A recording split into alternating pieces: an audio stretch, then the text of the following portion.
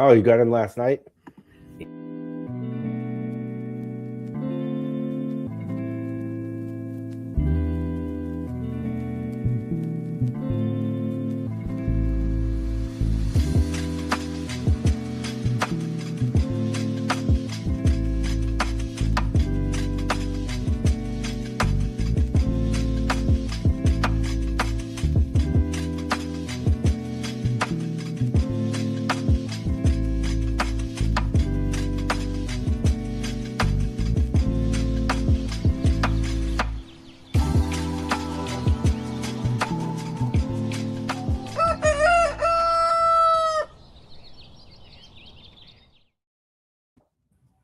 All right, you guys intro. I just got to set something up.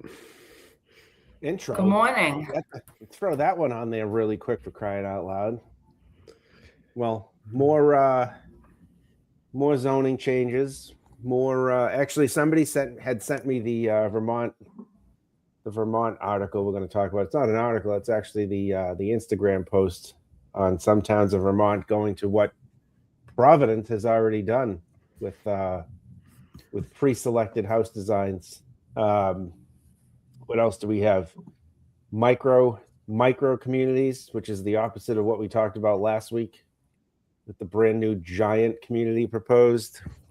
What else we have in there? Oh, we get a city council with the single stair, the governor's announcement, which I find interesting because I'm gonna blow a gasket on that one, seeing as how I know now in the background how that one's going.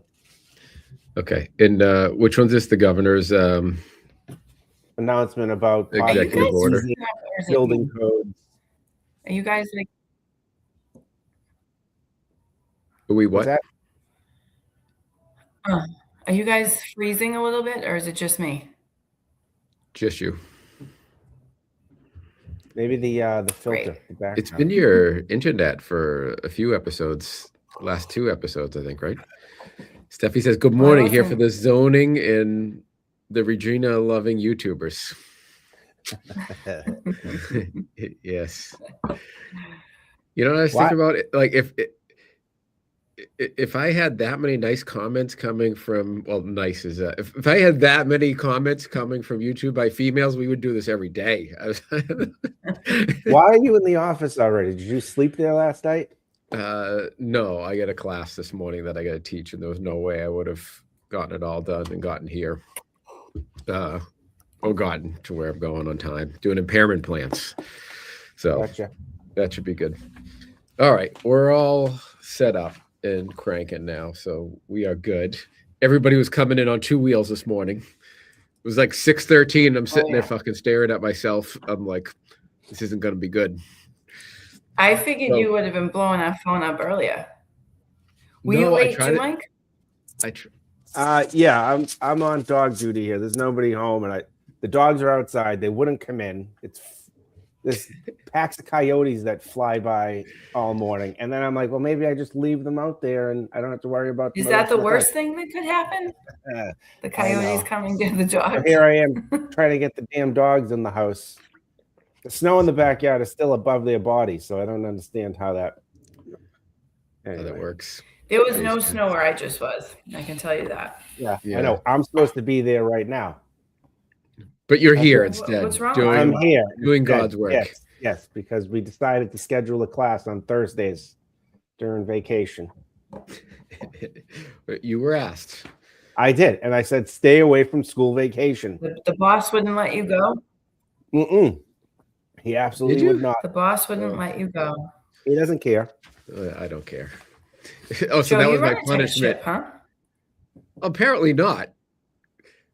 Yeah. You guys like show up at 6:15. So I don't know how fucking tight a ship this is. And I'm like, all right, we have to hit live. So no prep today, folks. We're just fucking slinging it. All right. So where should we start, though? Reggie, you pick. And I will respect it. I'll respect the pick. You want to go to Vermont? Yeah. You want to go to Vermont first? Yeah. So Steph was talking about this in the comments a couple weeks ago, and that's why I grabbed it, saying they should just have pre-vetted designs. for homes. So there are other cities out there, that have done it. I think South Bend, Indiana was listed in an article, Kalamazoo or something like that. But the state of Vermont is pre-vetting single, 2, and 3 family. Did you guys see anything higher than a 3? No. So single, duplex, the triple deckers that are pre-vetted meet presumably just the building code, because I don't know how they talk about zoning a little bit there. Yes, Vermont stuff. So I think it's a good idea. They're paying $500,000 for an architecture firm to design the drawings and do like community meetings and stuff like that. But if I can go pick off the shelf a set of drawings, I don't have to pay for an architect. I know it's going to be approved. To me, I don't see any downsides. You guys? No, and I don't see why you can't do it for even podium buildings and whatnot. Yeah, there's some intricacies depending on how many stories or whatever, but if you picked an amount of stories and you went multifamily, large, 60, 70, 80 units, you can still get it to work the same way, right? As a 1, 2, 3 family. A little more complicated with fire separations and whatnot, but if that's all vetted out already, you know how many units, you know square footages, you can do it the same way. But I think it's a good idea. We talked a while ago about Providence is doing the same thing. They had like 3 designs for multifamily, small multifamily, in order to get this off the ground. And I think it's thinking outside the box. It's not doing and everyone's like, oh, well, you're going to have these same houses. People build the same. But isn't that what? I mean, look at all the 3 families everywhere, like all the triple deckers years ago. Like that's essentially they all look the same. Yeah. Well, every building in Boston, right? Yeah, like you get different exterior envelopes, which I'm sure you're allowed. You're not going to be required to do the same siding and the same. So you can do different envelopes, but for the most part, I mean, all these buildings look pretty much the same, right? Maybe some balconies, maybe some, but you have these large boxes that are assembled. The podium buildings, they all look the same, for God's sakes. But yeah, I mean, that's the triple decker, right? But if you're, what's the drawback by saying, oh, I'm going to pick from a design and it's going to look like they want it to look, not the way that I want it to look? You're providing housing and somebody's going to be able to develop it. Yeah, and no one says you have to use these designs. They're just an option. And I don't think there's going to be such a flood if we're talking about. Go ahead, Reg. No, I was going to say, but it guarantees you like an option. Yes. Yeah, and I mean, if we're in Vermont, and a streamline. Yeah, that's the key. Time is money. Am I coming in weird? Am I? A little bit. No. But I think you're fine. I feel like. Okay. Yeah. No, but what I was going to say is it's a streamline, right? And it guarantees you that it's going to get approved fast. Like, why would you not? It's a good option for people. It's a great option, both, and then just the cost of not having to do a set of drawings. 3 family needs to be designed to the IBC, needs a stamp, so that would be even more expensive. If you're in rural Vermont and you're building it somewhere, it's not like every house in the town's going to look the same. If you're a more urban area, there's not multiple lots in a row that you would stick these things, so they would be infills. So I don't see much downside. Yeah, I think the municipalities that they listed are a little denser than rural Vermont. But again, they're talking 1, 2, 3 family as opposed to big buildings. So I mean, I think it works, especially in the city. If you get these postage stamp lots that just fit structures and whatnot, thinking outside the box. And if you want more housing, that's what you need to do. Think outside the box rather than what's always been. Yeah.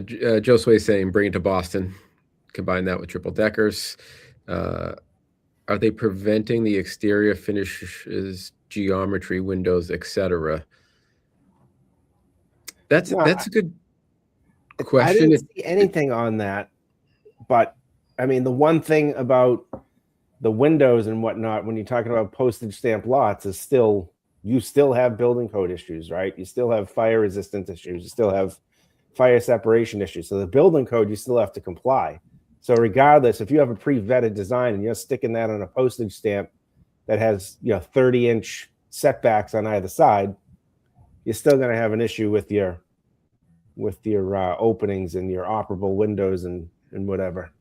Yeah, I think they're going to run into so this isn't a panacea, right? Because you're still going to have to deal with zoning. Yep. Their thought process here was, we're going to give you a code compliant from building code perspective, other than, to Mike's point, if you have some setback issues from a building code perspective. Other than that, you're going to get a building code compliant building that you can, what they say is bypass the building review and go straight to the zoning administrator and say, do I meet the zoning? And then the other thing is, think about doing a set of drawings. We always talk about, Georgia even mentions it, the cost up front before you know whether you're going to get a permit or not. Yep. This takes a lot of that away, Yeah. right? Because imagine dropping a few grand on an architect just to get up there and they'll be like, oh yeah, no, that isn't going to work, and the board's never going to accept that. Okay, well, I just lit fucking $3,000, $5,000 on fire for no reason. I wonder if people. I wonder if people carrying the lot. A lot of people purchase the lot. They're sitting on the lot. They're paying for the lot. Yep. I wonder if people will. The thing I thought about is, hey, do I take a run with this to see if I meet zoning, and then amend it and redesign and have an architect draw what I want? I know. What happens then? Yeah, but why not? Yeah, You could. Yep. Joseph's saying cost of a zoning attorney. That's for sure. I mean, we did that analysis of attorney, It's like $100 carrying grand. costs, taxes, paying on the property.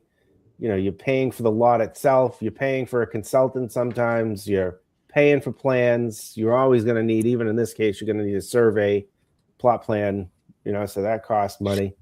So I think, the project that we were talking about, Sean said it was like, what was it, $50,000-$60,000 before they even knew that they were going to. It was even more. More. It was like $100 grand. I think it's after 100K. the zoning board, and then after submittal, it was $100 grand.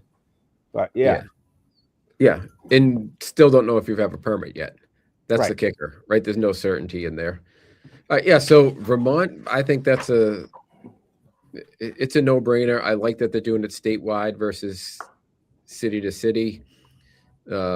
Home run. I don't see much downside. So hopefully, as the people in the comments are saying, other municipalities can pick this up and just run with it. Yep. Let's go to the governor's executive order. So Governor of Massachusetts issues an executive order saying that she wants to create a committee to review single stairs buildings. So have fire building, everybody involved, advocates involved. And my take on this is that's fine. But first thing is it should be going through the BBRS, which is the right avenue for it, right? Technically, it should go through the building code. So we have everybody having a uniform building code rather than having to find out all these random MGLs all over the place. And it is actually going through the BBRS currently. So right now we have the BBRS looking at this. The governor shows up and files an executive order. So hold that thought, because I'm going to have a lot to say about that, but go ahead. Okay. There's a Senate bill already in the works to look at this. So the BBRS is looking at it. The Senate is looking at it. The city council, we're going to talk about, they're looking at housing related reforms. And now the governor comes in and says, I'm going to file an executive order. Can these people just get together and have a fucking conversation? Because it's crazy, right? How many people are going to look at this? Can't we all just sit down in a room? So hopefully Mike comes back. Let me read, because he's going to want to be part of this. So Bernard Verhernen, Yes, this solves the building department side of the review, but yep. Yes, most lots in our area existing non-conforming. So, yeah, the pre-vetted stuff only takes care of the building code issues, but it, Mikey's back. I'll add him to stage. What happened? I opened up the envelope for the committee to review anyway. Okay. Included. Yep. So there's a million different people looking at this stuff. Like, can't we all just sit in a room? I mean, it should all go through the BBRS. It is a building code issue. If we want to change the building code, go through the BBRS. But everybody's running around, and then this extends outside of Single Stair. This is all the housing related stuff. It all gets wrapped up in that umbrella, right? So we have ballot questions happening. We have Senate bills. We have city council hearings. We have the BBRS hearings. We have now a governor's executive order. It's an absolute shit show. And the governor should just get people in a room and say, let's all swim in the same direction. And then, sorry, I'm going off here for a bit. Then you see, how do you pronounce the Quincy mayor's last name? Is it Koch or Koch? Koch. Koch. The mayor of Quincy, Mayor Koch, comes out because Eastern Nazarene closed. And he's like, we're going to buy Eastern Nazarene College because I forget, let me pull up the quote from him. It was...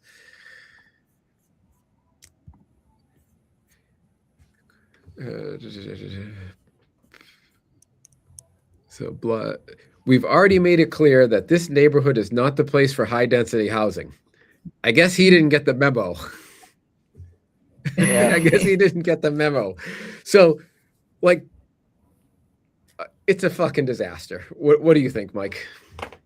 So this is, you find a problem and it becomes this is what's going on. You find a problem and then to be the hero, you're going to find the resolution to it. So in the background, this was supposed to come to committee. The BBRS already got the single stair proposals, right? We had them left over from the 10th edition, which never got to, and they were supposed to come to the 11th edition. So on the fire prevention, fire protection committee, we were told this is going to be sent to us. The BBRS voted to send it to the fire prevention, fire protection committee. It has been a month and a half, almost 2 months. It hasn't come. I keep asking, when are we getting it? When are we getting it? Guess why we're not getting it? Because it's now political theater, right? It's the ability for somebody to step in and say, oh, so rather than go through the route that it should be going through to be promulgated through the building code and vetted through technical committees, it's going to be vetted on the political stage rather than through the people who actually, which is interesting because we know that the fire service usually goes through MGLs for most of their changes and most of their. So if this goes through the MGL, they usually have a louder voice, and there are not many. I can't say everybody, that's generalizing, but most of the fire chiefs, and I talk to a lot of fire chiefs on a daily basis, most of the fire chiefs are not on board with the single stair provisions. They're just not, right? I talked to Eds O'Kelly. Eds O'Kelly's not. And most of his people, Western Canada, they're pushing back and just saying, no, we're not doing it, right? So a lot of these people are not on board with this, but, it's going to go through the legislature, and now you're going to have politicians voting on your code, which I know a lot of people want this single stair. When I taught class last weekend, I had 15, 16 people in the class, and I was talking about what's may come about, and there was 5 or 6 developers in the class, and they were like, holy shit, this is, what do you mean? It's going to go before the legislature. It's going to come before a committee for single stair. They thought it was great, especially Southie and Charlestown, whatever's left in Charlestown and East Boston, right? Where you have these lots where you can't get the second stair in for whatever reason. So they think that was great. But the fact that we're legislating this, and like you said, we're going multiple routes with this, is just, it becomes a pawn in the game, right? Now it's just a pawn. They're going to use it through political channels rather than through the channels we have in place. And it makes a mess of the code. What are we enforcing? All right, we have the building code, but then we're citing Mass General Law. Oh, you got to go outside Mass General Law to enforce that, right? Then who's enforcing it? Is it the Mass General Law for the building department? There's a Mass General Law that the fire department's going to enforce. It just becomes a spider web, and it makes it more difficult for the end user when you start doing these processes. Completely. And people that are trying to, you have national developers or stores or whatever, and they have designers that are out of state, and now the out of state people don't know what all these MGLs are, and it really becomes a mess.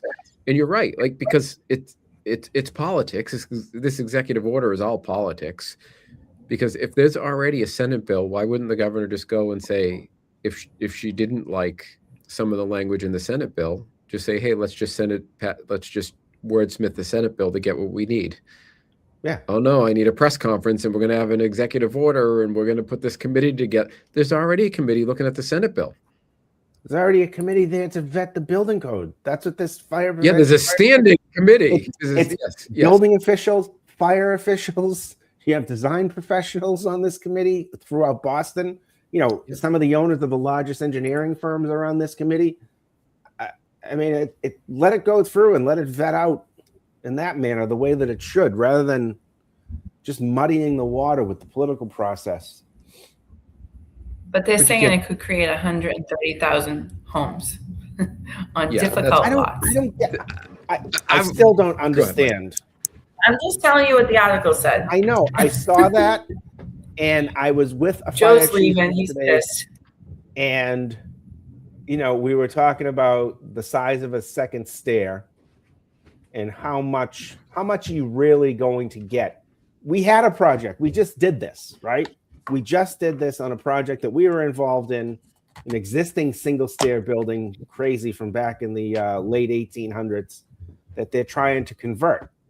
And they were going to add a second stair to the building. And when they did that, they showed what it did to the building. And I told Joe when I walked out of this building, you know, I can see why some buildings would be a single stair building, and why, you know, what it does to smaller buildings to put the second stair in there. Because when you put the second stair in, it really chopped up the building and, you know, made it difficult for design of units and usable space. But at the same time, you know, when you're building something from the ground up, this is an existing building, you have the ability to manipulate the architecture and to manipulate the spatial orientation to get it to work. And again, how much is it? Here's a question. This is more of a question.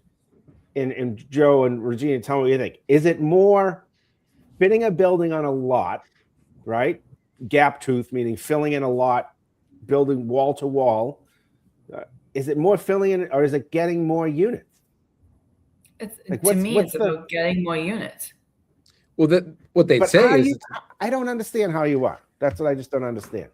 Well, their argument is it makes it more economical if you don't have to install that second stair, and then the product is better because you have, you know, 4 corner units where you have more windows versus like what they'll call like safe deposit boxes style. When you do the 2 stairs on each end, you end up with like hotel rooms, right? Where you just have one wall of windows and that's it. So you have an apartment with just one wall of windows, and it's less appealing, less valuable. So it's a better product, and you get more square footage per floor, which makes it pencil out better and takes a lot that otherwise wouldn't be doable economically and make it viable. But how many of those lots are there? Yeah. What did you say the number was, Reg? How many units? 130,000 homes on lots that are currently difficult. Yeah, that was, I mean, I had in my notes that like, this is a lot for, I don't know how much gain are we talking about here?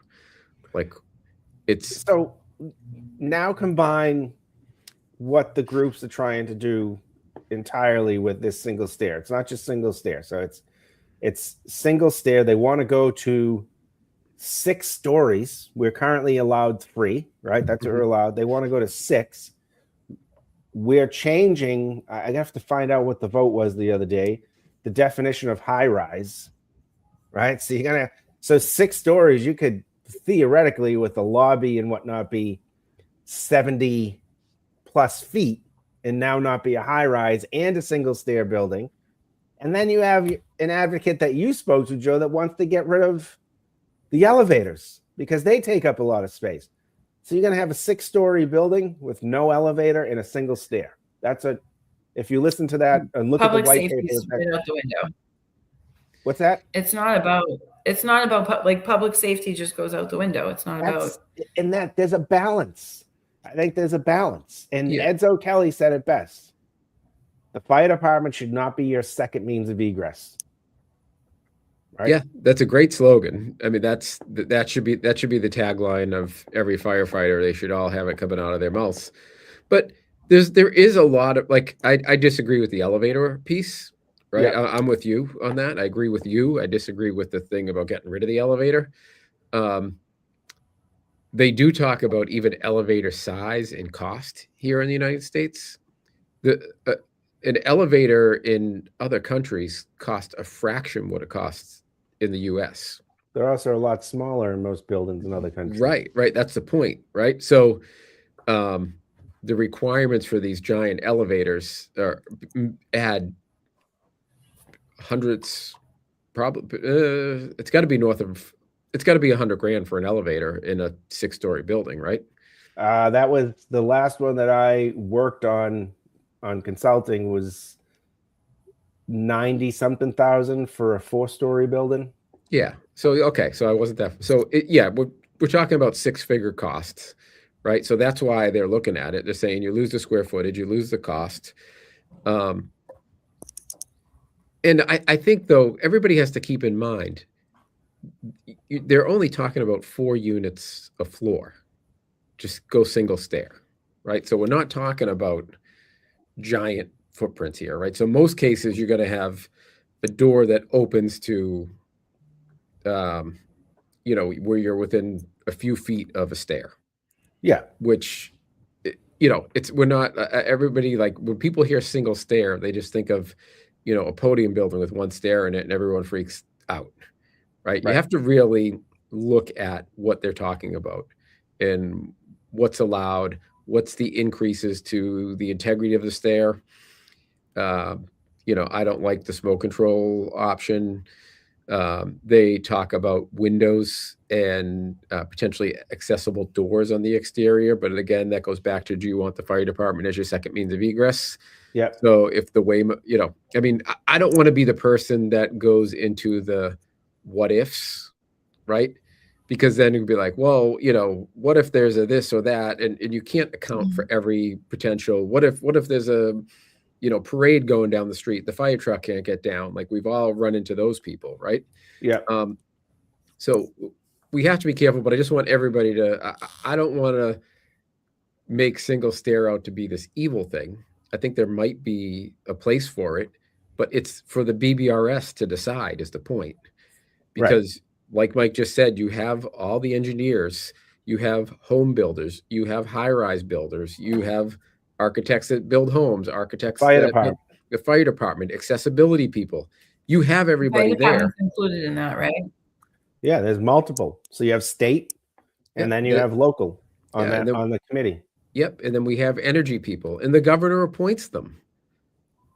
So the governor, like, you can say it's impartial, but it's not impartial when the person appoints you, So it's just go through the BBRS, cut all this stuff out. This is just all nonsense. We got a bunch of comments here, though. So the high-rise definition is based solely around height.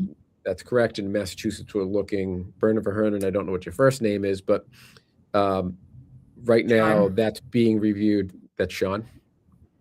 Or John, you said, Reg? John. So John, that's being reviewed right now in the building code in Massachusetts, where they want to go to what we have in the rest of the country, which is 75 feet. Right now, Massachusetts. I have to check. I think it was voted last Wednesday. I have to check. I wasn't there. I had a meeting, so I couldn't attend that meeting. Yeah, that's what I went to do and got booted off here. Okay. And then Josue, I'm curious, I forget how many years, but Josue's got quite a track history as a Somerville firefighter. And he says sprinklers put out more fires than firefighters in sprinkled buildings. Yeah, absolutely. And then you get into the maintenance, burn for her, an elevator. But the issue is not necessarily putting out a fire in a 6-story building. It's, again, we have to look at the cultural issues. I tell people all the time, we have warning labels on cups of coffee in this country, and we have directions on shampoo. So you put people on the 4th and the 5th floor in a single stair building, and God forbid Becky puts her bike on the 2nd floor, and people are trying to get out in a smoke situation. There's no instructions. You can't stop and text, the people at Dunkin' Donuts safety and say, "Hey, it's hot in here. How do I get out?" It just doesn't work that way. But the issue is, again, there's compounding issues. We're talking about infill lots and the lack of windows right now. You don't need emergency. Now we're going to go off on a tangent. You don't need emergency escape windows in a sprinklered building. So the emergency escape out of bedrooms, you don't need them in a sprinklered building, multifamily building. But if you have a single stair, like we have in Massachusetts now, up to 3 stories, you need the sprinkler and the emergency escape, right? If we're talking about infill lots and whatnot, and you got buildings on either side, and now you're struggling for emergency escape windows. Like, where do you put those emergency escape windows at this point? Yeah, but this conversation we're having right now, Mike, what you're saying is what the BBRS and FPFP would discuss and resolve or deny. Right. Like, just get politics out of this. So let me round that out. That technical committee at some point may take it up.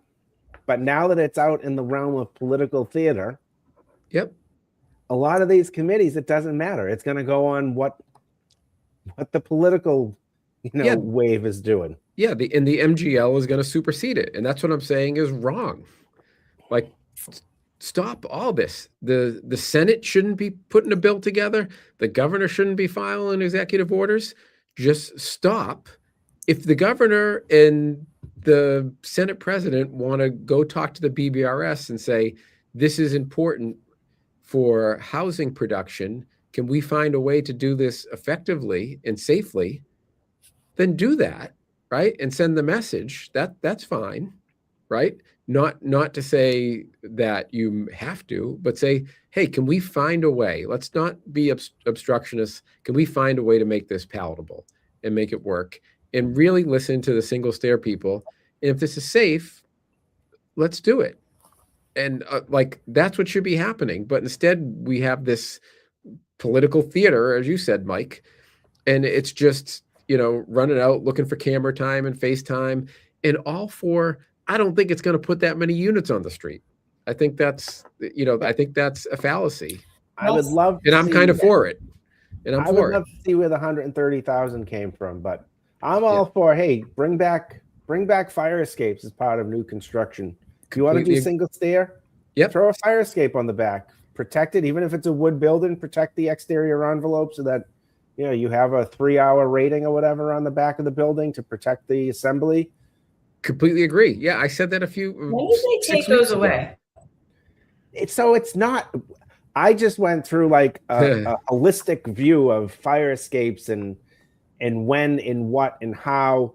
And they're not really gone. It's just there's a conflict between NFPA and the building code, and we have existing buildings code that somewhat allows them. There's a section in the building code that does allow them, but it depends on what type of construction you're doing between change of use and major alteration, and how and when you can use them as a second means of egress. Yeah. So there is an allowance. Yeah. Steph is saying even built-in ladders. I mean, I don't know if we'll get, but like there's ways to do this and make it safe. Yeah. But yeah, we will see. John also said a 7-story elevator is about $140K. So it's real money, right? Because we're all talking about projects that die because of $30,000 or $40,000, and now we're talking about hundreds of thousands of dollars. So this stuff collectively adds up. And that's kind of my beef, which is like, I wrote a piece on LinkedIn this week about how all the bureaucracy is really killing building, not just housing. It's killing building. And people will say, oh, well, it's not that much cost, right? Well, yeah, each individual thing is not that much cost, right? And I didn't bother to grab the NEC, but I just did a renovation. And there are 4 switches on my hallway for the hallway lights because I had to have one at each end and then one at each door leaving. And I'm like, the hallway is 25 feet long and there's 4 light switches on it. Yeah. And you say, oh, well, it's just what's 3 switches cost you? Okay, but every single code thing, you add them up, and it's, you know, some single family, the home builders came up with a number of $30,000-$40,000 in additional costs for the energy code alone. Yeah. Now you take the energy code, you take GFI requirements, you take arc fault requirements, single family home in 2003, the exterior disconnect requirement now, or the exterior shut off. All of these things cost money. Yeah. And do they work? Right. Because, I mean, let's be real. The third-party fire stopping, you know, if you get somebody good like Wayne Barrows, I wish I knew Wayne's company, right? Your fire stopping is going to be done right. And we're going to end up with a safer building, which is really important.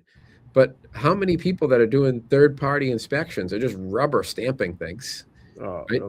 That's building department's not looking at it. So now we put this thing in there that's not effective, adds a bunch of cost to the construction, and these are real. We have to look at them. It's not a joke. It's adding real costs and it's preventing us from building. And the 100K before we get to whether we know a permit or not, we're talking about hundreds of thousands of dollars here of waste. Yeah, and we got to stop. So yeah, go ahead. You want to do citywide? Or you want me to? Finish up. The last comment I'll make is on the elevator side. Here I am saying, you know, it's ridiculous that, you know, people are proposing to have no elevator in a building, you know, of 6 stories or 5 stories for that matter. But at the same time, in 2018, that change that took place in the elevator code that required any elevator that's installed in any building to be a full gurney or a stretcher elevator, you know, that's a lot bigger than, you know, just installing a standard passenger elevator. So I get it. I get why, you know, that would be a pushback as far as the amount of space it takes to install an elevator shaft, to have, you know, landing areas for every elevator, machinery for the elevator, right? Exhaust for the elevator. So yeah. I get it. And then you go one step further and you say, okay, we have a code system that is on a 3-year cycle. So every 3 years we're adding to the code, whether it needs to be added or not, right? No one is saying like, oh, hey, this stuff's coming up, we need to add it. They're just like, all right, it's our, we just issued this one. What do we want to talk about for the next one? It's just this perpetual add and add and add and add. It's not like, oh, hey, we have this issue, let's address this issue in the code. Right. It's no, we have a 3-year cycle where we update this thing and it just grows and it grows and it grows. And we have to, as a society, say, hey, this is creating a problem. We can't have infinite growth of something and expect it not to cause a problem. It's crazy. So before we get to Boston, which I want to talk about, I want to say thank you to Citywide. I was on the road, so I have my Cumberland Farms coffee instead of my Citywide coffee. I noticed that, Joe. Yes. Yep. But I got like my styrofoam. Coffee. I do too. I do too. And I like the styrofoam versus the plastic lined paper cups that are killing me. So, so thanks to Citywide. They're a sponsor of the Mass Construction Show, the Mass Construction Rundown. I think I'm going to use this as a chance to plug this week's episode of the Mass Construction Show. We had Andrew McCullough from the Pioneer Institute come in and we talked everything housing. So if you're into housing, please go listen to that. His full-time job is to study this. And he did a great job talking about the different MGLs that are out there, the ballot questions. We talked rent control. We talked single stair. We talked his proposal for a ballot question, which was legalized starter homes. So if you're into this, that episode was just like I named it the Megasode. It was the housing Megasode. We covered everything. So if you're into this, listen to it. Andrew's really well informed, really well educated, bright guy. I also liked him because like the Pioneer Institute is, typically like a more conservative think tank. But you look at Andrew and he biked to the studio. He's like an abundant housing bicyclist guy. And I just liked those people that don't fit into one box, right? And Andrew's that. So I think Andrew was a great listen. So head over to the Mass Construction Show and listen to that episode. Yeah, Boston City. The Pioneer Institute is they're backing the lawsuit in Cambridge against the inclusionary zoning. Yeah. Yes. Yeah. Again, inclusionary zoning, adding considerable costs to building. Like if you add all this stuff up, it's wild how much regulation adds to the cost of construction. So let me let me throw the headline. Mm-hmm. So Boston councils want to consider zoning changes to make some housing easier to build, but harder for strip clubs to move. So I also like that when you're in the article, they talk about how they just refer to it as stripping, and like, I think they should probably change it to say I'm guessing stripping is not the zoning term in there. Adult entertainment, probably maybe? Adult entertainment, but they just say stripping, which I think is funny. But what do you guys think about? I guess let's talk about. We already know the answer, which is I don't know why we're doing this in so many different places. But what do you think about the housing proposal? I didn't think it was bad. Reggie, you want to go first? No, go ahead, Michael. No, I mean go ahead. No, go ahead. You go, and then I'll. Yeah, I mean, it was a pretty simple one. So for people that don't know, zoning typically, I mean, it varies from. I'm guessing state to state. There's probably a lot of variation in there, but for the most part, they'll say uses are allowed, conditional, or forbidden. Mm-hmm. And what the city council is saying, anywhere where housing is conditional in the zoning code, we're going to make it allowed, and anywhere that's forbidden, we make it conditional. Right. I think that's pretty clean, pretty simple, and open the doors, and I don't see a problem. I mean, I don't see a district that becomes a problem if you want to put residential there. No, and the conditional is what helps. For instance, a lot of times on the first floor in certain business areas and business districts, other than downtown with the residential, commercial to residential, it's conditional because they don't want to get rid of the downtowns, right? The small areas, the centers in West Roxbury and Jamaica Plain, and where you have business districts, they want to conserve those, those walkable areas to have business on the first floor. So I get it. Neighborhood shopping districts, right, require that you have, business on the first floor and whatever. So I get that. That's easy. That's a change that doesn't take much, energy and opens up more property to as of right. And we go back to what we just talked about at the expense of going to the zoning board, carrying property. You have a lease, you have a potential tenant to fill a space. Now you're not waiting. If it's not conditional, and you can go through, submit a building permit, and go from there. Hopefully you get the building permit in a decent amount of time. But being conditional, like just to your point, I mean, time and money, it could be 6-9 months, a year. Conditional scares me. Yes. Yeah. It really does. It's not like. Yeah.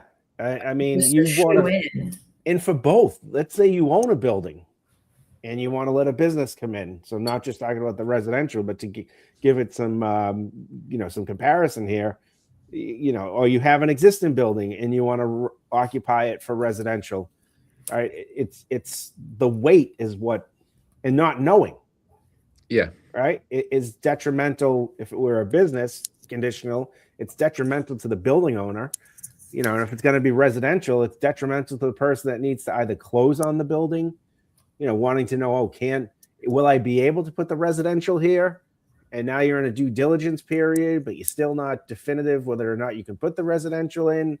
So it's this guessing game. It's like going to Vegas, going to, the casino and pulling the slot. We might get it. If not, shit, we're stuck with the building. We have to stay with commercial or an as of right use to make this work, right? That's the gamble that they put in this with the conditional uses. So to make it as of right in a lot of areas, that's an easy lift. Yeah, and that would help like tremendously. Yeah. And even just think about all the legal costs you need, because a lot of people, if it's conditional, they'll say, okay, I'm going to buy this property conditional on getting a permit approval. But now you need an attorney to draft up an agreement with the buyer, between the buyer and the seller. And usually it's going to be like, okay, how many months is reasonable? So, okay, we'll hold this property for 6 months for you or 12 months for you to see if you can get the permit. And if you get the permit, then we sell it at this cost. If not, you have to pay us because we're keeping the property off the market for 12 months. So you got to write a check to us, cost for lawyers, cost for holding, all this stuff. If you do away with that, and I agree, you're right. I didn't think of that, Mike. The one area where I would say that we don't want the housing, if it's all a shopping district and it's all stores and restaurants and stuff on a first floor, you don't want to jam a house in the middle of it, right? It would be detrimental to the neighborhood. But that case, those are probably forbidden uses on the first floor, so they would become conditional. Yep. And they could be refused. So I think this is an easy one and not too complicated, not too involved. You're not going to get neighbors upset. The adult entertainment is not that easy, though. Yeah. And I wanted your take on this. So First Amendment, it's a protected use. Yes. Right? So it has to be allowed somewhere in a municipality. Correct. They want to take it from allowed and make it conditional. It's only conditional in that they can vet it, right? They can vet it and review it, but they can't deny it, right? So if it's in an area, it has to be designated in an area. In 40A communities versus Boston is slightly different, but federal law trumps local jurisdiction in this case, and it's federal law, as well as in Massachusetts, 40A, it's protected as well. So you got double bubble in the 40A communities, but you can't say no to it because it is First Amendment. If it's in an area that it's designated to be allowed, and you can't say across the board no, because that's a violation of the First Amendment to say that it's not allowed anywhere. This has been vetted. This has gone to court. This has gone to federal court. This has gone to the Supreme Court, for crying out loud. So you can't just say no. And if you're utilizing the special permit process as a denial process, then and you're making it uneconomical for somebody to run one of those businesses. By what happened here in Massachusetts just recently is they approved it because they had to, the local adult entertainment, and then denied their liquor license. And that company ended up winning because they said, you can't, you have these liquor licenses available. This company applied for it. A company of similar size, whatever it might be, you've issued these licenses and now you're denying these. And they said this is a de facto denial of the allowance to have this use. And the judge said you have to issue the liquor license. So it's protected. I think that, Ed Flynn does a decent job, but I think that's also just trying to get some positive reaction out of citizens when there's really no teeth to it. So they make that conditional, and that does not run afoul of the First Amendment but at the end of the day, once it goes, they have to let it go through as a conditional. So then it's not really conditional. It's still allowed. So it's more special permit, and the special permit process is more design review. It's like small project review, essentially. That's what it has to be.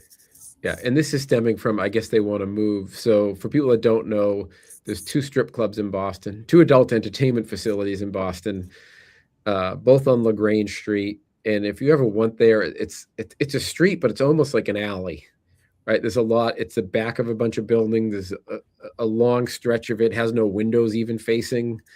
Thank God I've never been there, Joe. Yeah. I had that ward, so that's the only reason I know. I had the ward. I went to high school down there when it was still the combat zone. And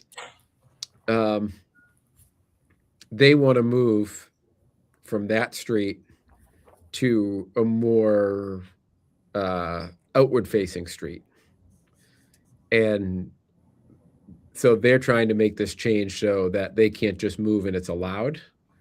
Now it's conditional, and they can put conditions on them. But from what you're saying, Mike, is they're going to be pretty limited to what conditions they can put on that. Yeah, I mean, if it's allowed, again, if it's allowed in that district, and I believe it still is allowed, they're going to be hard pressed to deny them. And if they do deny them, the city's going to have to shell out a shite load of money to fight the case. And it could go, if these people with the backing they have keep going with it, it could go federal, right? It probably will go federal if they get their way. In Boston, we'll probably lose. Yeah. All right. Well, we're over. We'll have to pass on micro communities. I can push it to next week. And thanks everybody for listening. Thanks to Citywide for making this happen. And I will see everybody. We'll see everybody next week. All right. See ya. All right. And will you guys stay on for the upload? Yeah. Great. All right. Thanks, everyone.